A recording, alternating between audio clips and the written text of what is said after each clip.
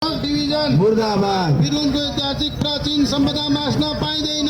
पाइँदैन पाइँदैन वीरगंजको ऐतिहासिक प्राचीन सम्पदा मास्न पाइँदैन। पाइँदैन पाइँदैन वीरगंजको ऐतिहासिक प्राचीन सम्पदा मास्न पाइँदैन। पाइँदैन पाइँदैन दोजर आतंक बन्द गर दोजर आतंक बन्द गर निरंकुश शासन बन्द गर निरंकुश शासन मुर्दाबाद निरंकुश शासन मुर्दाबाद निरंकुश शासन। मुर्दाबाद।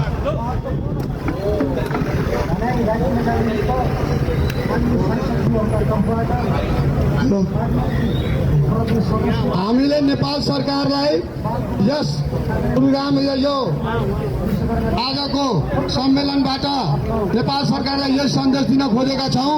हामीले श्री बालेन्द्र नेपाल सरकार अर्थात् नेपाल सरकारलाई यो सन्देश यहाँबाट पठाउन दिइरहेको छौँ कि हामीलाई विश्वास थियो यो जेएनजी सरकार यसपालिको बहुमत सरकारले पढे लेखेको सरकार छ भनेर र इन्जिनियर लेभलको सरकार हुनुहुन्छ भने केही न केही जनतालाई नेपालभरिको जनतालाई तथ्य सत्य निकालेर आफ्नो हिसाब गरेर कसरी विकास गर्नुपर्छ या कुनै कार्यलाई कसरी अगाडि बढाउनुपर्छ भनेर जनतालाई माया गर्ने हिसाबको हामीले सम्झेथ्यौँ।